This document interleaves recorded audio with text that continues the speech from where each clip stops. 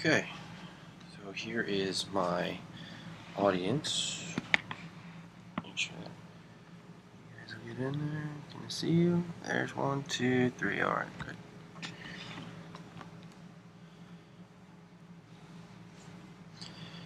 All right. First thing we're going to do is we're going to watch a short video. I believe it's a short video. As soon as I find it. There it is.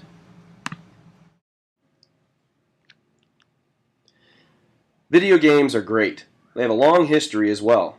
German-born TV engineer Ralph Baer designed the first video game for TV in 1967.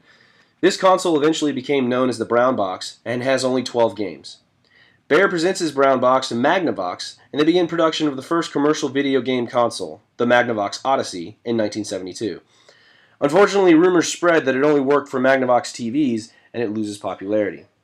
Frequently thought of as the original video game Pong by Atari, isn't released to sale for homes until 1975.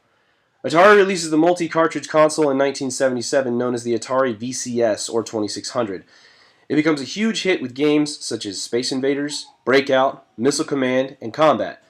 Mattel releases in television in 1980 and a console war ensues. Unfortunately, unlicensed games and new home systems lead to an industry crash in 1983 through 1984. And many gaming companies go bankrupt. Nintendo releases the Nintendo Entertainment System, or the NES, in the US in 1985. Retailers are skeptical at first, but strict license policies encourage high-quality game content, and the NES breaks sales records, becoming the best-selling console in video game history. Nintendo releases the Game Boy in 1989, with Tetris making it a big hit, and the first major handheld game console. Nintendo releases the Super Nintendo Entertainment System, or the SNES, in 1991. With only the Sega Genesis as its leading competitor, the SNES soon becomes the top-selling 16-bit gaming system in the US by the mid-1990s. The Sony PlayStation comes to the scene in 1995, bringing the arrival of the 32-bit era. Using CD-ROM technology, the price of games drops from cartridge-based games. However, memory cards were needed to save games. Nintendo 64, or the N64, is the final cartridge system released in 1996. The N64 competes with the PlayStation with faster load times and games that can be saved on the cartridge. Sony releases the PlayStation 2, or the PS2, in 2000, and is the first 128-bit system. With backwards compatibility, built-in DVD player, and the ability to play over the web, the PS2 marks a rise in console popularity. Microsoft makes its first appearance to the console world with the release of the Xbox in 2001. With vast computer experience, Microsoft was able to give the Xbox greater performance compared to other 128-bit consoles. Who knows what the future holds? Consoles continue to become faster and better, while handhelds become more nimble and develop better and better graphics.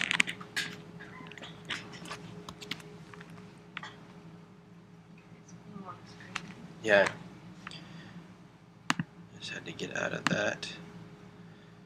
Okay, so video games are an industry that many don't appreciate. They actually struggled and nearly went the way of the dinosaur, which is why it's there.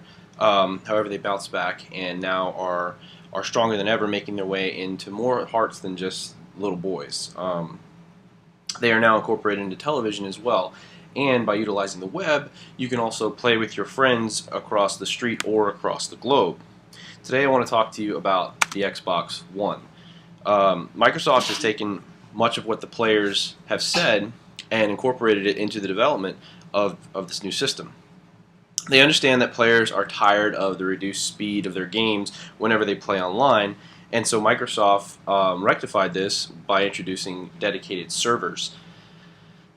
So now you won't be sharing with an unknown amount of players, you'll be sharing just between you and your friends. Gamers were also tired of preteens logging on and using newfound words over and over again, thinking they were cool. Most of the gamers only found this annoying. So to solve this, Microsoft initiated a reputation system.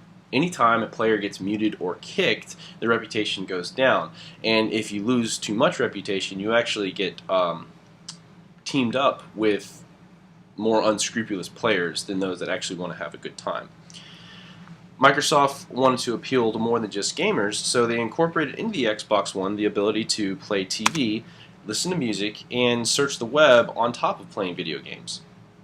They also introduced a feature called Snap, which allows you to do two things at once.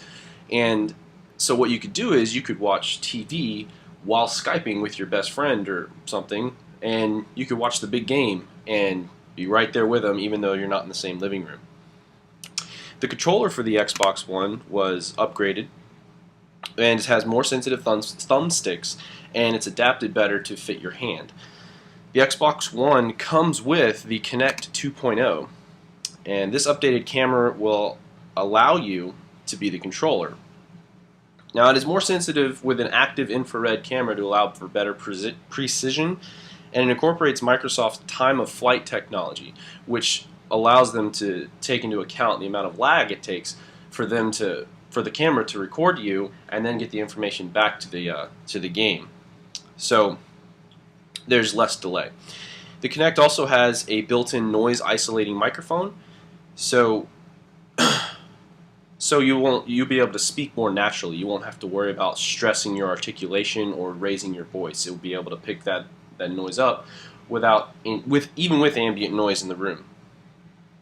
So that's right, you can talk to the Kinect and tell your Xbox what to do. This was a feature with the first Kinect, but there were many problems as you had to stress articulation and increase the volume of your voice in order to give proper commands. But you can use these features when choosing a TV show or movie when you stream. The Xbox One also has a built-in Blu-ray feature and a 500 gigabyte hard drive and also a better 8-core central processing unit so that you can save movies or games and be able to play them much faster. It can also analyze data much quicker, and it can also do so much more.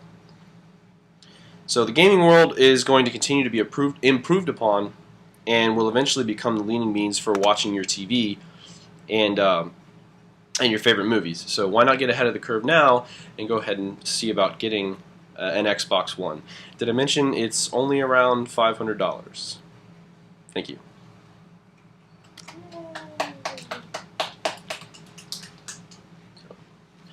Again, there's my audience. Wave, everybody.